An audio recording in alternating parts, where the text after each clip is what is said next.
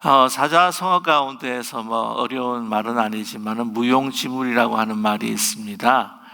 존재는 하지만 아무 쓰잘데기 없는 것을 가리켜서 이제 무용지물이다라고 이렇게 이야기를 하죠. 좀 더 이렇게 평범하게 아주 강한 표현으로 이야기하면 아마 무용지물이라고 하는 것은 아마 쓰레기에 가깝지 않을까 하는 생각이 듭니다. 그래서 이제 존재를 하는데 쓰지 않는 것, 사용하지 않는 것, 그것이 또 우리 집안에서 이 자리를 잡고 있으면은 그것이 정말 복잡해만 보이지 그것이 유익한 것이 결코 아니라고 하는 것이죠.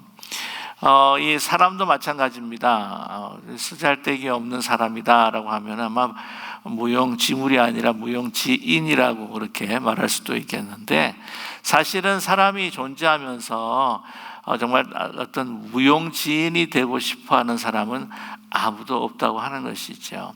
내가 존재할 때에 내가 다른 사람들에게 어떤 필요한 사람이 된다고 하는 것은 정말 자기 자신이 가치가 있다라고 하는 것을 느끼게 하는 그러한 이 삶의 자세라고 하는 것이죠. 그래서 내가 누구에게 정말 도움이 된다, 필요한 사람이다, 그리고 나로 인하여서 많은 사람들이 여러 가지로 참 즐겁다라고 하는 그러한 느낌을 가지게 된다고 하는 것이 얼마나 소중한지 모릅니다. 그래서 보통 이제 세 가지로 이제 나눈다고 그렇게 이야기를 하죠. 사람을 우리가 이건 이제 인간의 척도로 봤을 때에 이것을 세 가지로 나눌 수가 있을 겁니다. 첫 번째는 꼭 필요한 사람, 두 번째는 있어도 되고 없어도 되는 사람, 그러나 가끔 필요한 사람이 될 수도 있겠고요. 세 번째 같은 경우에는요, 저 사람은 있어서는 안 될 사람이라고 세 가지로 나눌 수 있을 것입니다. 그런데 그 구분에 대해서는 사실은 인간이 판단하기가 참 쉽지는 않아요. 왜냐하면 무용지물과 같은 사람, 정말 이 사람은 있으면 안 된다라고 하는 사람도 하나님께서 기다리시고 또한 하나님께서 어떻게 역사하실지 모른다라고 하는 것을 우리가 깨달아야 할 필요가 있다고 하는 것이죠. 그러나 이런 부분에 대해서 또 오늘 바울은 이 디모데에게 이제 언급한 부분이 있습니다만은 그러나 이제 디모데에게 정말 참된 목회자가 되기를 간절히 소망하는 이 마음이 오늘 이 디모데후서 2장 14절에서부터 우리 함께 읽었던 26절까지의 말씀에도 담겨 있습니다. 여러분, 지난 토요일 날 여러분 함께 나눴던 이 말씀을 이제 기억하실 텐데요. 바울은 이 디모데, 이 에베소라고 하는 참 목회하기 힘든 그 도시 자체도 그렇고 또 교회도 그 힘든 그 상황에 있는 이 디모데에게 정말 우리 목회하면서 이 복음 안에서 정말 고난을 함께 동참하자라고 이렇게 고민하지 않습니까? 그래서 우리가 함께 그리스도의 군사로 고난에 동참하자, 그리고 끊임없이 정확한 목표를 향해서 달려가고 또한 그 주신 그 룰대로, 말씀대로 그냥 정확한 그 목표를 향해서 끊임없이 달려가는 우리 경주자가 되자라고 이렇게 권면하셨습니다. 세 번째는 늘 참고 기다리면서 뿌리면서 수고하는 가운데에서 수확을 얻게 되는 그러한 농부의 자세로 목회에 임했으면 좋겠다라고 이렇게 권면하시죠. 이 세 가지의 이미지가 2장 1절에서부터 이제 13절에 나타나는 세 가지의 목회자, 또한 하나님의 일꾼으로서 이 목회자뿐만이 아니라 이 복음을 받들고 복음의 열매를, 합당한 열매를 맺고 살아가야 하는 모든 믿는 신자들의 또한 자세이지 않겠습니까? 그러한 이미지를 가지고 이제 고민하고 난 다음에 오늘 이제 말씀을 보게 되면 여기에서 굉장히 두드러지는 그 이미지가 무엇이냐면 바로 그릇에 대한 이미지입니다. 그래서 하나님께서 정말 귀하게 쓰실 수 있는 그러한 그릇이 되면 좋겠다라고 하는 것으로 고민하는 것이죠. 무용지물 다 깨어져 가지고 그냥 더러운 그릇, 정말 버려야 하는 그릇이 아니라 정말 하나님께서 귀히 쓰시는 그런 귀한 그릇, 하나님의 은혜와 그 사랑을 담고 또한 많은 목마른 사람들이 와서 목을 축일 수 있는, 또한 또 나눌 수 있는 그러한 그릇들이 되면 좋겠다라고 그렇게 고면하고 있습니다. 그래서 오늘 가장 2장 우리 14절 26절에서 함께 읽었던 가장 두드러지게 드러나는 이미지부터 여러분께 소개하여 드리면 20절 말씀 보시면요, 큰 집에는 큰 금그릇과 은그릇뿐만 아니라 나무 그릇과 질그릇도 있어서 귀하게 쓰는 것도 있고 천하게 쓰는 것도 있나니 라고 이렇게 말씀하고 있어요. 그래서 큰 집입니다. 큰 집은 뭐 다름 아니라 바로 하나님의 집이지요. 하나님의 그 영원하신 그 집에 여러 가지 그릇들이 있다라고 이야기합니다. 하나님의 성전을 보게 되면 금으로 만든 제기들도 있고 은으로 만든 그러한 성물들도 있습니다. 뿐만 아니라 또 나무 그릇도 있죠. 질그릇도 있고 귀하게 쓰는 것도 있고 천하게 쓰는 것도, 일상생활에 그냥 버리고 또 이렇게 닦고 그냥 또 다시 쓰는, 매일 쓰는 또한 그릇도 있다고 하는 것이죠.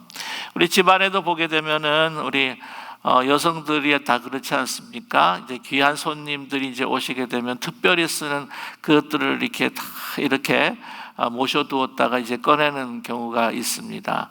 우리 보통 보면은 뭐 그런 집도 있겠지만은 뭐 우리가 항상 매일 먹고 마시는 그 일반적인 그 그릇을 내기보다는 이제 그래도 좀 이렇게 장만했던 귀한 그릇들을 귀한 분이라고 생각을 해서 내오는, 뭐 항상 보게 되면 야 이게 그냥 장식용 같이 이렇게 보이긴 하지만 그래도 정말 간혹 오시는 손님들을 위해서 대접을 하기 위해서 이제 쓰는 이제 그릇들이 있다고 하는 것이죠. 그러나 이 사용하는 데 있어서는요, 다 귀한 그릇일 수밖에 없습니다. 사실 매일 쓰는 그 그릇들, 우리에게 매일 공급해 주는 그 음식을 담는 그릇들이 뭐 어떻게 보면 더 우리에게는 귀한 것이 아니겠는가 하는 생각을 갖게 되지요. 오늘 20절 말씀에 보게 되면은 이 모든 그 그릇의 그 종류에 따라서 그 그릇들이 말을 할 수가 있다면 서로가 이제 계급을 매기고 나는 금으로 입혀진 것이다, 은으로 입혀진 것이다, 너는 나무 그릇이지 않느냐라고 차별을 둘 수도 있을 것입니다. 그러나 이 모든 것에 대해서 하나님께서요, 어떤 것으로 만들어졌든지 하나님의 눈에는 다 귀한 그릇, 쓰임받을 수 있는 그릇이라고 하는 것을 우리에게 말씀해 주고 계시죠. 21절의 말씀을 보게 되면 그렇게 말씀합니다. 그러므로 누구든지 이런 것에서 자기를 깨끗하게 하면 귀 쓰는 그릇이 되어 거룩하고 주인이 쓰심에 합당하며 모든 선한 일에 준비함이 되리라 라고 이야기합니다. 아무리 금그릇이 좋다고 할지라도 그게 더러우면 사실 사용할 수가 없지 않겠습니까? 우선 씻어서 사용할 수밖에 없겠죠. 씻어야 된다고 하는 거죠. 그릇은 사용하기 위해서는 깨끗해야 한다고 하는 겁니다. 더러우면 사용할 수가 없다고 하는 것이죠. 하나님 눈에서는 모든 그릇이 귀하고 또한 그것이 쓰임 받기 위해서는 깨끗해야 된다라고 하는 것을 여기서 강조해 주고 있습니다. 여러분, 언젠가 저는 그 인디아나 존스라고 하는 그 영화가 있는데 아마 보셨는지 모르겠어요. 그게 아마 두 번째 영화는, 첫 번째 영화는 이제 사라진 그 법궤를 찾는 그 영화였고, 이제 두 번째인가 아마 기억이 세 번째 같습니다. 세 번째 같은 영화, 세 번째인데 뭐냐면 예수님의 그 홀리 그레일이라고 해가지고 예수님께서 그 성만찬 때 드셨던 그 잔을 찾는 그 영화예요. 그래서 이제 그것을 보관해둔 영화입니다. 사실이 아니고 보관해둔 그 장소로 아주 깊은 동굴 안으로 들어가게 되는데 막 여러 가지 잔이 있어요. 거기에는 막 은그릇도 있고 그냥 금그릇도 있고 보석으로 박은 그릇도 있고 또 보면 이제 나무 잔이 있는 거예요. 그래서 거기에 담겨 있는 그 잔을 갖다가 취해 가지고는 이제 그 물을 이제 그것을 마실 때에 그것이 예수님이 드신 잔이 아니었다면, 홀리 그레일이 아니었다고 한다면 마신 사람이 이제 죽게 되는 거예요. 그래가지고 주인공이 어떤 것이 예수님께서 드신 잔일까? 라고 하면서 막 고민하면서 선택을 했는데, 여러분, 은그릇일까요? 금그릇일까요? 나무 그릇일까요? 예, 정답은, 세 개를 제가 드렸는데요. 정답은 맨 마지막 거, 나무 잔이었습니다. 그러니까, 예수님께서 그리고 많은 사람들이 전설적으로처럼 이렇게 그것을 보물처럼 여기는 그 잔이 이제 나무 잔으로 만들어졌다. 가능한 이야기가 아니겠습니까? 그러니까 은, 금, 나무, 그게 중요한 게 아니라 정말 깨끗한 그릇이어서 예수님 손에 잡혀져 있는 그 잔이라고 하는 것이 얼마나 소중한 것인가라고 하는 것을 우리가 알 수가 있겠죠.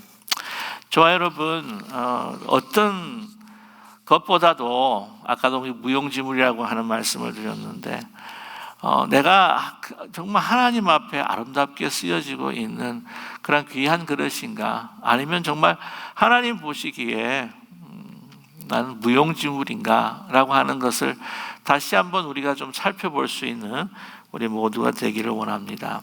그런 생각을 했을 거예요. 디모데 같은 경우에는 자기가 이 말을 이제 했을 때에 바울이 이 디모데의 마음을 좀 살폈던 것 같아요.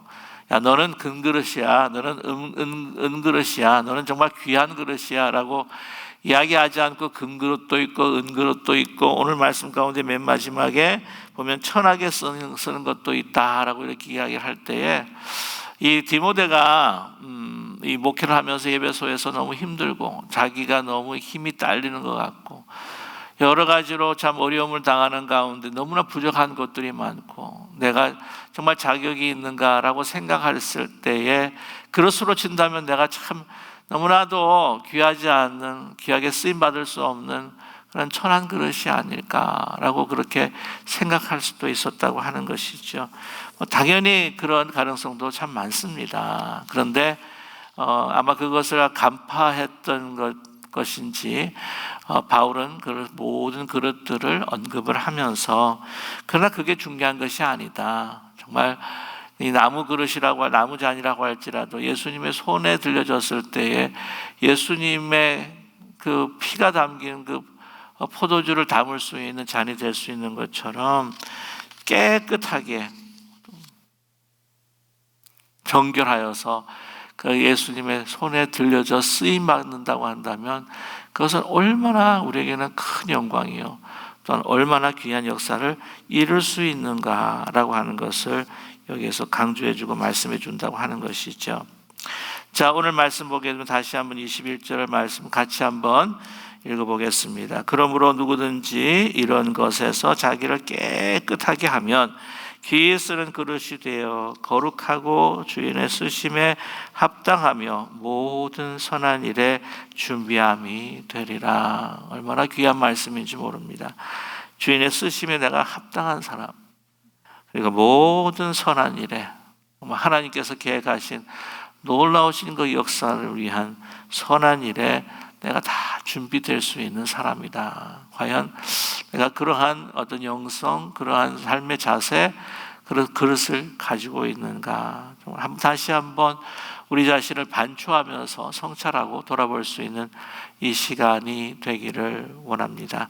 그렇지 않고 우리 가운데 너무 내 것으로, 너희 세상의 것으로 덕지덕지 그냥 옆에 그냥 더러운 것들이 묻어 있는지, 오늘 이 기도의 시간을 통해서, 말씀을 통해서 다시 한번 우리가 하나님의 뜻을 잡을 수 있도록 나 자신이 죽고 나의 생각, 판단, 경험, 나의 교만, 나의 모든 생각들을 그냥 다 내려놓고 주의 성령으로 씻김 받아 아주 깨끗한 정결한 그릇으로 주님 앞에 여기 있습니다 라고 자신을 드릴 수 있는 우리 모두가 되기를 간절히 소망합니다. 그런데 어떻게 이렇게 깨끗하게 정결하게, 그래서 거룩하게 주인의 쓰임, 그리스도의 쓰임 받을 수 있는 그릇이 될 수 있을까라고 하는 말씀이 사실 오늘 본문 안에도 있습니다. 자, 뭘까요? 오늘 말씀 보시게 되면 14절부터 시작합니다. 너는 그들로 그 일을 기억하게 하며 말다툼하지 말라고 하나님 앞에서 엄히 명하라. 이는 유익이 하나도 없고 도리어 듣는 자들을 망하게 함이라. 자신이 그리스도로 쓰임 받는 것뿐만 아니라 또 믿음의 성도들이 이러한 귀한 거룩한 그릇으로 쓰임 받기 위해서 뭐라고 그들에게 명령하라, 뭐라고 그들에게 말씀하라라고 말씀하십니까? 말다툼을 하지 말라는 거죠. 여기서 말다툼이라고 하는 것은 특별히 이 예배소 교회 안에 있는 거짓된 가르침이죠. 이 망령된 교훈이라고 하는 것입니다. 복음에서 벗어난 인간의 생각과 또한 인간이 추구하고 있는 그 목적으로 이렇게 퇴색되어 있는 변질된 이 복음을 자꾸 가르치려고 하는 그런 사람들과 이렇게 말다툼을 하지 말라라고 이렇게 이야기를 하고 있습니다. 이 말다툼을 하는 것 어떻게든지 이렇게 진실과 또한 하나님의 진정한 그 복음을 또 회복하기 위해서 그들을 이제 함께 대화를 이제 나눌 수 있을 텐데 자꾸 말다툼으로 변하게 된다고 하는 것이죠. 오늘 이제 그 자제하시는 깨끗하게 하는 데 있어서 이 언어 생활이 얼마나 중요한가 하는 것을 말씀해 주고 있는데 14절에 말다툼을 하지 말아라 라고 하는 말씀이 있고요. 또한 16절 말씀을 보게 되면은 망령되고 헛된 말을 버리라. 그들은 경건하지 아니하며 점점 나아간다 라고 이렇게 이야기합니다. 망령되고 헛된 말들을 버리라고 이렇게 말씀하죠. 그 이유가 17절 말씀에 그들의 말은 악성 종양이 퍼져나감 같은데 그 중에 후메네오와 빌레도가 있느니라 라고 이렇게 딱 사람을 이렇게 꼬집어서 이렇게 이야기하고 있습니다. 이 정도의 그 바울은 영적인 분별력이 있는 사람이라고 또한 판단이 됩니다. 생각이 됩니다. 야, 그래도 또 이렇게 탁 하고 이렇게 꼬집어서 이야기하면은 어떨까 하는 생각을 하게 되는데 이런 부분에 있어서 잘못된 가르침, 또한 이 망령된 말들, 또한 이 복음에서 벗어난 변질된 복음에 대해서 자꾸 이렇게 떠드는 사람들에 대해서 이것은 이름을 거명한다고 하는 것은 엄청난 경고가 아니겠습니까? 그들이 퍼뜨리고 있는 것은 악성 종양, 모든 사람들에게 지금 다른 사람들을 전이시키고 있다고 하는 것을 우리에게 말씀을 해주고 있지요. 조금 나중에도 말드리겠지만 이 언어 생활에 대한 것을 다시 한번 말씀을 드리면 23절입니다. 어리석고 무식한 변론을 버리라. 이에서는 다툼이 나는 줄을 알미라 라고 이렇게 이야기를 하죠.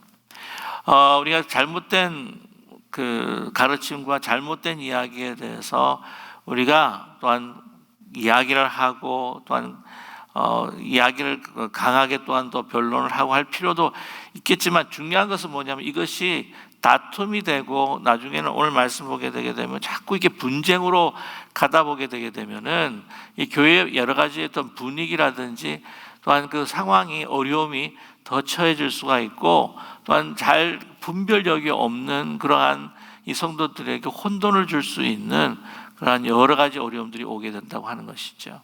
그러나 그것을 말하지 말라는 것은 아니에요. 왜냐하면 오늘 24절의 말씀을 봐도 주의 종은 마땅히 다투지 아니하고 모든 사람에 대하여 온유하며 어떻게 하죠?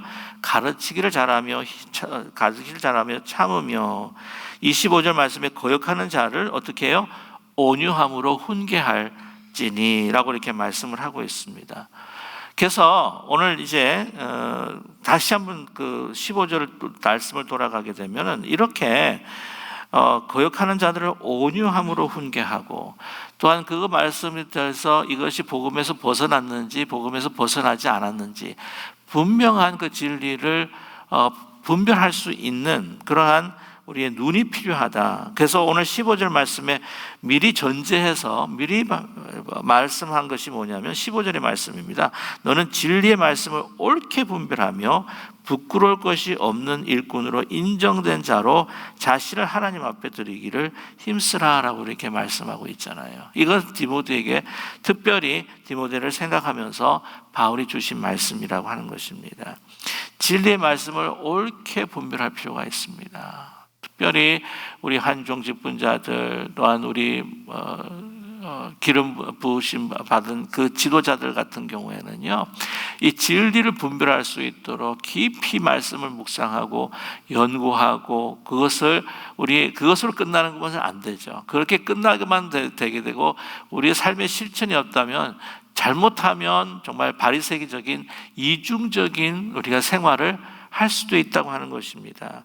그래서 옳게 분별할 뿐만 아니라 부끄러울 것이 없는 일꾼이라는 거죠.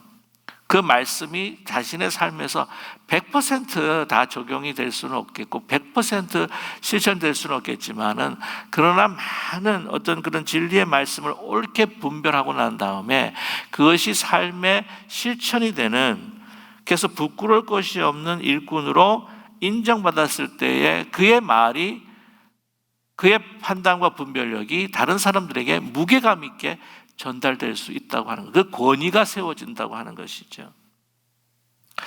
그래서 지도자로서 참 이것이 쉽지 않다고 하는 것을 우리가 알 수가 있습니다. 말씀대로 우리가 말씀을 묵상하고 연구하고 깊이, 그래서 우리가 말씀을 묵상하고 연구하고 말씀을 듣고 깨닫고 하는 것에 있어서 이게 은퇴라는 것이 없어요. 나의 제한이 없습니다. 하나님께서 부르시는 그 죽음의 천국 가는 그 순간까지 우리는 이 땅에서 말씀을 묵상하고 연구하고 진리를 분별할 수 있는 그런 마음이, 그런 자세가 우리에게 필요하다고 하는 것이죠. 왜냐하면 우리가 말씀을 묵상하고 하나님 앞에 기도회를 드리고 예배를 드리고 하는 시간보다 세상에서 나가서 활동하는 시간이 더 많기 때문이라고 하는 거죠. 현실에 너무 부닥치는 것들, 현실이 이야기해 주는 것들, 세상 사람 만나, 이 보면 모든 미디어, 요즘 유튜브, 너튜브라 그러더라고요. SNS, TV, 모든 매스컴들을 통해서 들어오는, 그리고 만나는 사람들에게 들어오는 모든 이 입력들이 세상의 가치로 해서 이렇게 들어오는 것이기 때문에 우리가 이 노출되는 시간이 너무나 많기 때문에 우리는 그것을 방어하고 그것을 넘어가기 위해서라도 혼돈하지 않도록 우리는 늘 말씀에 우리가 깊이 묵상과 연구가 필요하다고 하는 사실이죠. 뿐만 아니라 그것을 그대로 우리의 삶에 옮기고 실천할 수 있는, 그래서 부끄럽지 않는 인정된 자로 하나님 앞에 드리는 것이 얼마나 지도자로서 목회자였던 디모데에게 그 말씀 주신 말씀뿐만 아니라 정말 모든 그 그리스도인들에게, 믿는 자들에게 주시는 그런 말씀이 아니겠습니까? 자, 여기서 그래서 다시 한번 강조하는 것은 무엇이냐면은 정말 우리 교회에 있어서의 그 언어 생활이라고 하는 거예요. 언어를 통해서 진짜 말다툼이 일어납니다. 보통 일반적인 그 교회, 요즘에 한국 교회도 많은 그 이단의 침범과 또한 이 공격이 있다고 하는데, 저희 교회나 다른 보통 교회들이나 이런 것에서는 조금 우리가 살갗으로 다가오는 그러한 경험은 아니지 않습니까? 그래서 이단 문제는 조금 더 이제 넘어갔다고 할지라도 우리 언어를 통해서 우리가 다투고 또 언어를 통해서 우리가 참 하나님 보시기에 기뻐하시지 않는 말들을 참 너무나 많이 하고, 많은 교회들이 분쟁되고 갈라지는 이유는 그 안에서의 어떤 비방과 가짜 뉴스가 얼마나 그 사람들의 그 심령을 해치는지 모릅니다. 오늘 말씀의 16절에 망령되고 헛된 말이라고 그렇게 이야기를 하잖아요. 망령이라고 하는 것이면 이 영이 망하는 거예요. 우리의 마음뿐만이 아니라 심령이 망하는 이야기입니다. 그리고 헛된 말입니다. 공허한 말이죠. 여러분, 말이라고 하는 것을 잘 아시잖아요. 얼마나 엄청난 힘이 있다고 하는 것. 이 하나님께서 말씀으로 모든 것들을 창조하셨습니다. 세계를 만드셨다는 거예요. 세계를 창조하신 거예요. 하나님의 형상으로 만들어진 우리 인간에게도요, 죄악으로 인해서 하나님과 분절되고 단절되어 있지만, 그러나 하나님께서 그때 창조했을 때 부여해 주신 그 부분들의 그 조각들이 남아 있다는 거죠. 그리고 인간의 말이라고 하는 것이 사람을 현혹시키고 하나의 없는 세계도 만드는 거예요. 없는 사실을 만든다고 하는 것은 없는 세계 하는 공허한 세계를 만들어서 그 안에 사람들을 빠지게 하는 겁니다. 하나님께서는 참된 세상을, 아름다운 세상을 만드셨지만 우리 인간은 이러한 여러 가지 망령된 말로 인해서 허상을 만듭니다. 헛된 세계를 만들어요. 미혹된 세계. 그거는 빠질 수 있게 한다고 하는 것. 이게 여러분, 그리고 이상하게 부정적인 어떤 말, 가짜 뉴스 같은 경우에 솔깃솔깃해가지고 얼마나 빨리 퍼지는지 몰라요. 17절 말씀에 보면 그들의 말은 악성종양이 퍼져간다 그러죠. 예. 발 없는 말이 천리를 간다라고 그런 이야기도 있는데, 안 좋은 이야기는요, 그냥 순식간에 그냥 나노 세컨드 사이에 그냥 다 퍼지는다고 이야기를 하는데, 좋은 말들은 예수님 오실 때까지 안 퍼진다는 이야기까지도 들리는 경우가 있습니다. 이런 말들이 종양이 퍼져나가는 것처럼 퍼져나가면서 많은 사람들, 이 작은 누룩이 퍼져가지고는 그 모든 전체 빵을 부패시키는 것처럼 그러한 말의 위험성을 다시 한번 말씀해 주고 있습니다. 제가 언제 한번 말씀을 드렸나요? 그냥 이게 싸우고 다투고 막 분쟁이 있는 그런 교회들이 팬데믹이 딱 들어오니까 그 교회가 조용해졌대요. 만나지도 않고 말하지 않으니까 조용해졌답니다. 그래서 하나하나 문제가 해결되었다나 그런 이야기를 제가 들은 적이 있는데, 하나님께서 주신, 인간에게 주신 가장 아름다운 은사가 무엇일까요?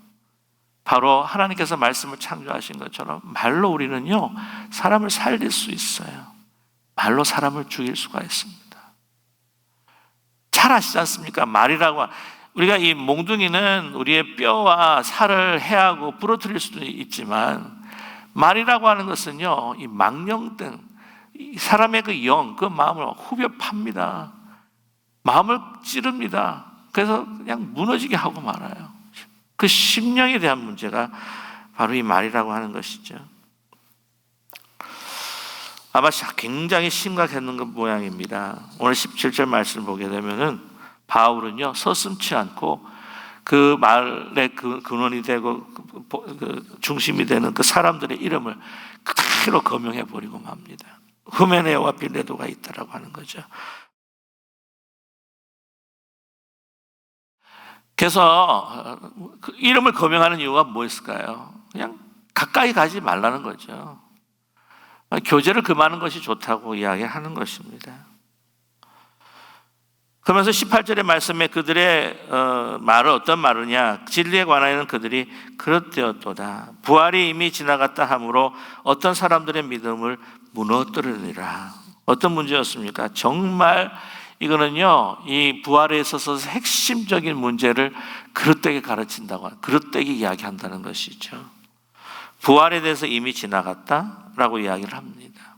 그러니까 부활이라고 하는 영지주의가 이야기하는 부활은 무엇이냐면은 예수님께서는 육체로 죽으신 분이 아니라고 하는 것이죠. 육체적인 어떤 부활 없다.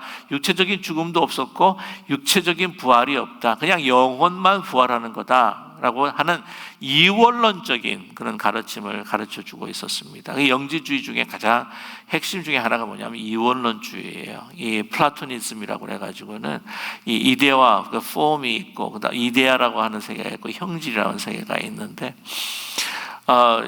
그래서 형이상학과 형이학으로 이렇게 나누기도 하고 그렇게 이야기를 합니다.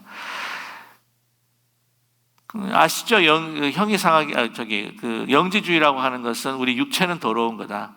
육체는 우리가 뭐라고 그래요? 아주 더럽고 악한 것이다. 그러면 영이라고 하는 것은 귀하고 선한 것이다.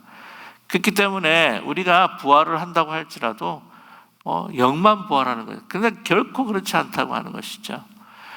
예수님께서 자신께서 부활하셨다, 몸으로 부활하셨다고 하는 것을 보여주시고 증명하기 위해서 어떻게 하셨습니까? 함께 같이 식사를 나누신 거예요. 손으로 만져보라고, 터치해보라고 또 말씀하셨습니다. 아니라고 하는 것이죠. 참 정말 있어서 진리, 복음의 진리에 있어서 가장 핵심적인 그 부활을 디스토션 시킨다는 거예요. 왜곡시킨다고 하는 것은 결코 있을 수가 없는 것이다. 여기 이 부분에 있어서는 다른 것은 참아도 복음이 변질되는 것에 대해서는 결코 참을 수가 없는.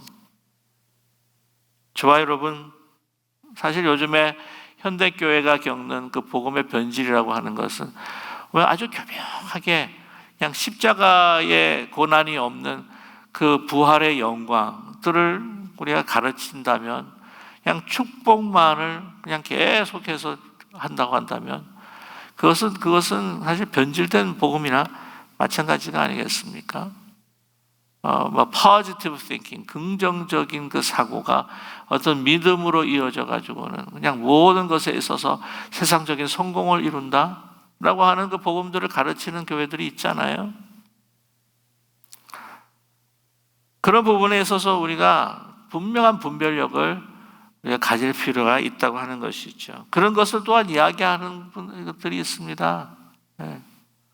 저한테도 그런 분이 있었어요. 아니, 저한테 책을 권하는 목사님, 이것 좀 읽고 한 말씀을 좀 전하라는 이야기죠. 뭐냐 그랬더니 조엘 오스틴의 Better You예요, Better You. 제가 분명히 말씀을 드리지만 조엘 오스틴은 그 목회자는 그 변질된 복음, 십자가 없는 복음을 가르치고 있어요.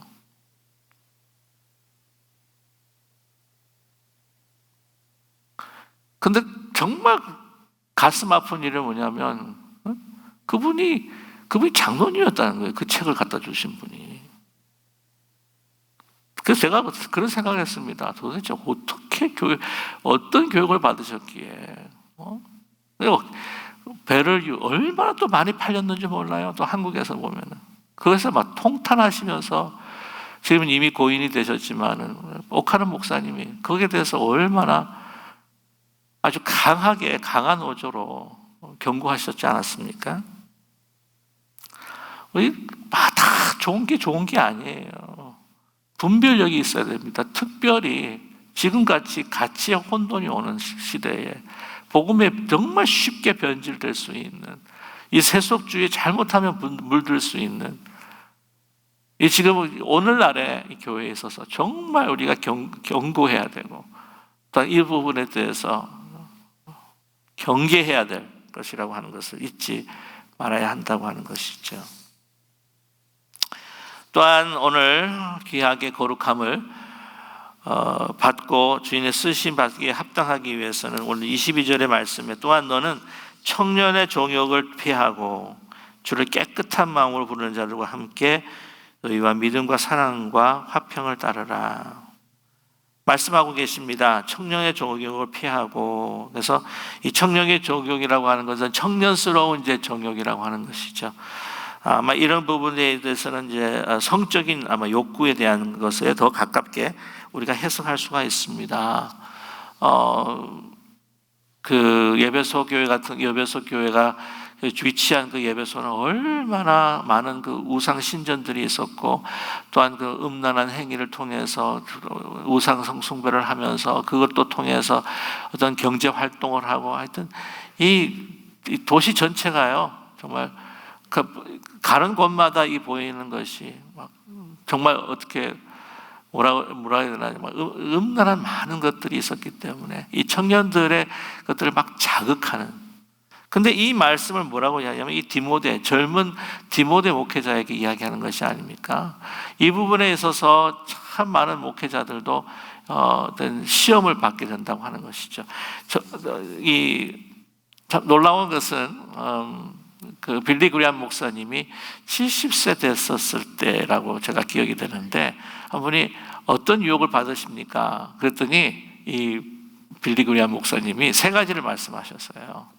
돈과 명예와 여자다. 그걸 듣고는 많은 사람들이 사실 깜짝 놀랐습니다.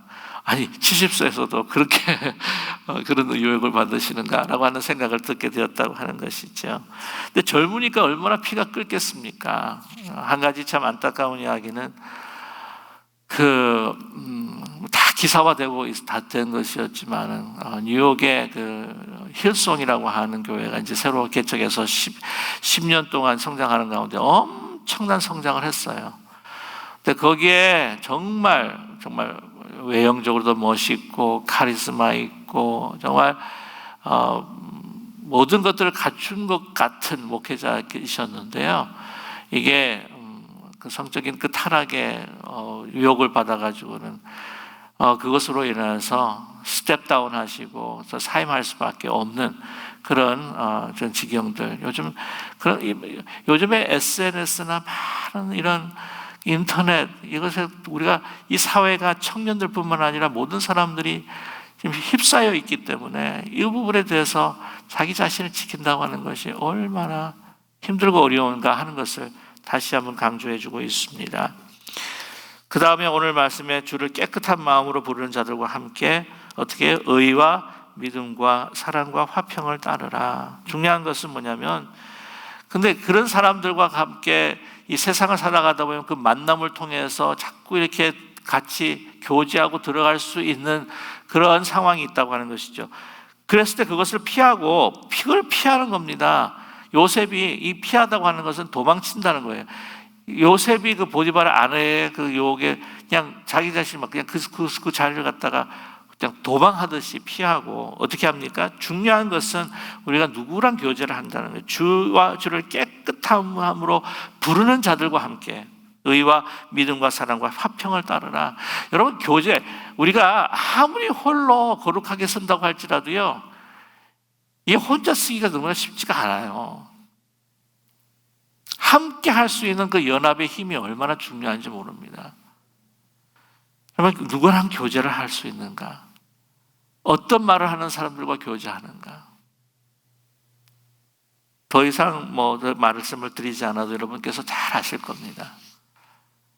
누가 할 때 의와 믿음과 사랑과 화평을 내 가운데 더 끌어내줄 수 있는가? 더 서로가 상승시켜 줄 수 있는가? 증강시켜 줄 수 있는가? 그럴 때에 어리석고 무식한 변론을 버리라. 이런 다툼이 나는 줄을 알미라. 이렇게 다툼을 가질 수 있는 그 사람들을 피하면서 우리가 함께 같이 아름다운 교제를 만들어 나가기를 원하는 바울의 아주 간절한 그 심정을 우리가 읽을 수가 있습니다. 자, 많은 말씀이 있습니다만은 오늘 보시죠. 주의 종은 마땅히 다투지 아니하고 그래요. 특별히 목회자가 다투지 않는 것, 성도가 다투지 않는 것, 그것이 얼마나 중요한가. 이 다투다 보면은, 분노하고 다투다 보면은 이렇게 막 싸우고 올려놓던 것들이 다 무너지는, 한순간에 무너지는 경우가 얼마나 많아요. 그 사람한테도 실망을 합니다. 그래서 온유하고 가르치기를 잘하고 힘쓰며 거역하는 자도 어떻게 해요? 온유함으로 훈계할지니. 하나님이 왜 그러냐 하면요, 25절에 그 하반절 말씀을 쓰시면 하나님이 그들에게 회개함을 주사 진리를 알게 하실까 하며 라고 이렇게 말씀합니다. 하나님이 그들에게 회개함을 주사 진리함을 알게 하실까 하며 26절에 그들로 깨어 마귀의 올무에서 벗어나 하나님께 사로잡힌 바 되어 그 뜻을 따르게 하실까 함이라. 잘못된 진리를 가지고 현혹되어서 이상한 말을 한다고 할지라도 어떻게 해요? 그들을 권면할 때에 막 우격다짐으로 막 이겨먹자고 막 그렇게 하는 것이 아니라 정말 온유한 것으로 선하게 그들을 권면하고 참고. 쉽지 않거든요. 막 답답할 때 막 소리 지르고 싶고. 그게 아니라, 왜냐하면 이들도 하나님께서 그들을 건지셔서 다시 올바른 길로 데려올 수 있다라고 하는 가능성을 보면서 참고 인내하면서 선하게 부드럽고 온유한 마음으로, 온유한 방법으로 늘 설득하고 기다리고 참아야 할 것을 권면하고 또한 권고하고 있다고 하는 사실입니다. 저와 여러분, 하나님께 쓰임받는 그릇으로 우리가 살아간다고 하는 것이 정말 쉽지가 않습니다. 오늘 이 말씀을 대하면서도 정말 쉽지가 않다라고 하는 생각을 갖게 됩니다.